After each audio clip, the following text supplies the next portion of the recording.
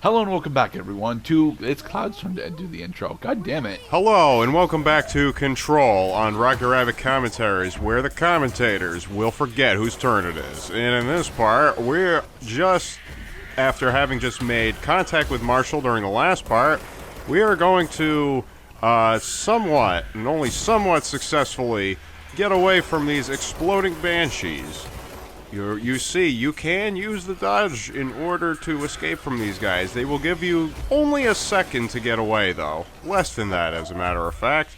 Whether you let them get too close or you take out their health bar, a little fuse goes off in their tight little buttholes that will explode and cause severe damage to our eponymous hero, who's not really eponymous because her name is not Control. But we do know what her name is. Jesse Faden. See, that is not bullshit. See, a lot of the game thrives on mystery and a little deception. And the ability to rip off stone benches, apparently. Now we can count that just as these poor bastards are suspended in midair, that yes, Jesse is one of the two Fadens that we meet during this game, especially on the path to finding Jesse's long-lost brother Dylan, who was taken away on a Sunday school trip and never returned. It wasn't a Sunday school trip, it was an AWE. It was an AWE, the town of Ordinary, where everybody was happy, but things were not all as they seemed. Also, you have the option to do one of these sporadic and randomly occurring missions that will give you a timer of, I think 20 minutes is about par for the course, because it gives you time to, figure out a route and fix your hair and check your messages and send an email. Thank you, Ranger. You're doing a good job, Ranger. Keep up the good work. Gariah cringes it, ha, cringes it, ha. It's like, oh yeah, don't mind them. I mean, they've been there since Tuesday.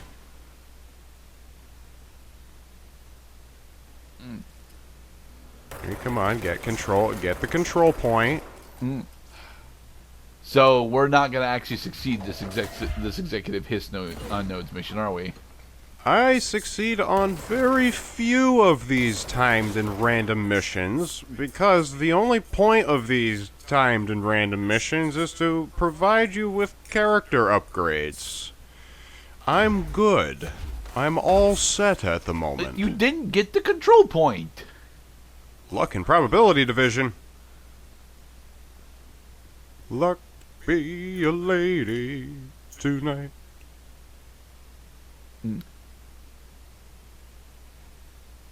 Okay, so we're grabbing Soylent. It's a four-leaf clover. That's a kitty. Now that is a Japanese reference. Come on, load the fucking graphic. Thank you. Nah, you're cute. Cute kitty.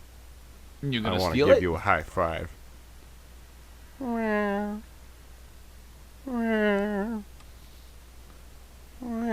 You may be wondering, what the hell is the point of all this stuff? Well, there is a puzzle attached to these objects, actually, because, of course, these are not just any, kill a kitty and four-leaf clover objects. Oh, no, nothing is quite that simple in the Federal Bureau of Fun. Congratulations on your appointment, Director Phaeton. I'm Helen Marshall, head of Bureau Operations. Zachariah's dead then. So she's Tandy, right? That is done. Tandy? Yeah, Tandy from Fallout 1 and 2. He said you could help. And he told you this. I never played Fallout 1 and 2, so that's why the references escape me. Okay. So how close is the Tandy comparison, Mr. Gerdat? Probably pretty far off, to be perfectly honest. Tandy was an actual political, a real political person of significant power, whereas Marshall seems to be, mostly an army lieutenant / grunt. She could know about Dylan. I can clear out the hiss. Yeah, one of Jesse's main lieutenants, actually. But there's a problem. They need more HRAs. In order to make HRAs, they need Black Rock prisms. In order to get Black Rock prisms, well, Did we just get clearance level 4? we're gonna need a guide video. You'll have to lock the door behind you. Sorry, but we can't Clearance level 5. Wait, did we skip 4? No, I mean, we skipped some things in this game. I don't think we skipped the clearance levels. No, we most certainly didn't because there was a clearance level 4 door. I don't think you showed getting clearance level 4 on screen, though. There are a couple things, unfortunately, that Ritual Division. There are a couple things that, unfortunately, don't make it to the video because I fucked up on a genuine and totally transparent basis on some of these things. Only some of them, though. I've gotten most of the game. It's just that some of the game, well... I suppose my emotions got the better of me at times, hence I had to start looking up guide videos from people who already had played the game instead of making a more genuine and candid playthrough of a guy who is actually experiencing this for the first time. Nope, I said fuck it, I am wasting way too much time. And just to show, yes, you can kill these plus sign dudes even though there is a hiss cluster nearby. That hiss cluster, to be more specific, that is actively regenerating their health. We have failed the hiss node's executive whatever. Boo-hoo. Let's move on to the main campaign instead. And, yeah, we exploded the Hiss cluster. hiss cluster, thank you. You're welcome. So that would be the equivalent of the wizard. And now that we have killed the cleric. And now that we have killed the cleric, well... Another party is not quite as powerful. Yeah, but now they have more serious Sam zombies. They are serious Sam zombies. They're not quite as funny. They're a little creepy, to be honest. Yeah, and they're not as fast, which is a good thing because, you know, Jesse doesn't have the movement speed that Sam had. Their ass is where their head should be. And their head is where their ass should be. Praise this spot in the name of Zeus. Uh-oh. Huh. I thought it would be simple. Alright, so who do we got here? Parakinesthesiologist expert chief, what's his name? I should have known. Lewis. Lewis! Look, Lewis, oh, I'm sorry, these okay, fucking but I guys. don't want to sit through 117 parts of SMT5. I just don't, alright? Yeah, these guys can can take a time out and really, you know, if you have a plan of where you want to go get beers tonight, you can let me know and then call me so that we're not on the phone for 5 minutes so that you can come up with a decision you should have made anyway. These guys are kind of like combined armored soldier juggernauts and what do you call poltergeist? Yeah, the poltergeist type enemy. So when they stand still and raise the hand of God, they are trying to throw projectiles at you. You should recognize this animation readily because you will be in for some severe punishment if you do not take cover from his projectile attacks. He also uses shield, using very familiar looking rock raising, kind of like how Jessie also raises a shield by manipulating the objects around her with telekinesis. And he also has a really powerful melee attack, so you do not want to let this guy close in on you while he's riding in on a fucking cloud. Right. Although it does seem to me that his pattern is relatively simple. He'll use shield, attempt to close distance on you, and then once he's at medium range, he'll attempt to throw his shield at you, and that's when he's open for counterattack.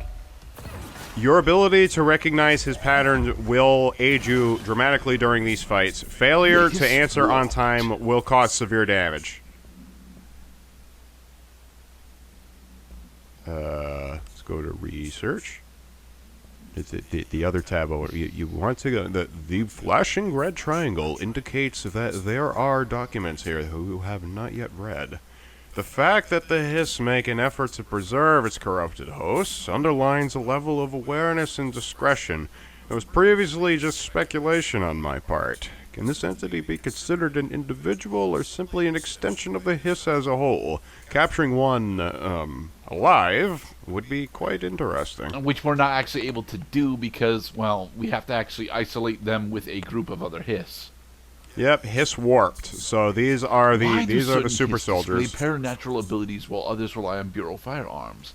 Do certain corrupted entities have less potential than the hosts that become Hiss warped? Or is this perhaps an indication of evolution or maturation of the Hiss corruption? Are there other stages of evolution yet to be found? What if the Hiss inhabits a host for a month, a year? Do hosts expire after a certain amount of time? Does the corruption become too strong for the organic body to endure? Do Hiss enjoy tacos, Mr. Cloud? The Hiss are actually rather adept at making tacos. Aha. So, with their taco-making ability, they will blend in with the surrounding fauna and environment in order to exploit its habitat.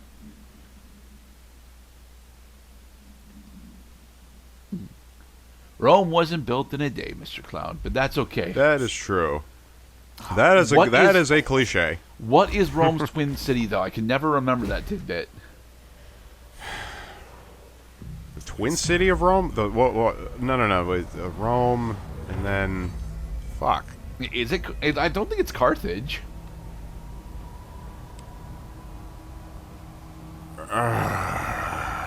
The terms escape me. No, Macedonia is a country, not a city. Astral constructs? You got some No, new you don't stuff have there. enough ability points in order to upgrade anything, Mr. Passcloud. No, it's just my ritual intuition to check these out. Okay, so we can upgrade the spin, which I think is the assault rifle variant, right?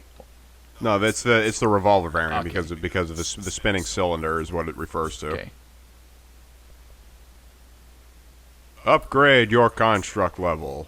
Yay! Hell yes. Now we need Entropic Echo to get up to level 3 constructs. Ooh. Entropy. Rare yes. mods. The entropy of one's brains. You'll become prey to the Hiss if you spend a little too much time just kind of staring at the ceiling and wondering, I wonder Alright, what what'd this we get? person is thinking. Just a 25% health boost. Blah. I mean, it stacks, which is useful, except we will find shortly that there are much more powerful personal mods than just that. So we've been focusing on energy recovery speed. That is a good thing to stack, because if you like telekinesis as much as I do, you will find it a welcome boon that you can throw that much more quickly in succession in order to overwhelm your opponent. Right. Because the longer it takes for you to send your attacks over, well, the greater the chance that they're going to get into cover or they're going to distract you with their cohorts. No, you're not even looking around for documents in this room. Rubber ducky. You are the one. It's leaking Rubber ominous ducky. stench at you, Mr. Cloud. You don't want that rubber ducky. That rubber ducky really needs a bath. Where is Ernie? Yes, Ernie has been sucked into the void. The void, kind of like the bathtub drain in which he was trying to bathe himself with this possessed rubber ducky. No response. Next, I will introduce heat via a standard Bunsen burner. Quack. Quack.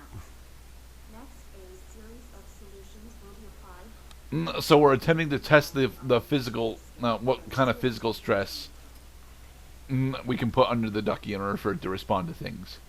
Precisely, and just like other objects of power, they are not only effervescent in visual scale, they also are relatively indestructible. Next, I will attempt to communicate. Quack, quack, Can you understand me? quack, Understand my words?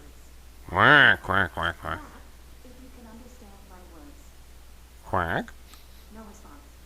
This concludes session 2. Oh. To prepare further tests. And in the next part, we're gonna watch even more people attempt to make conversation with rubber duckies. Be safe, everybody.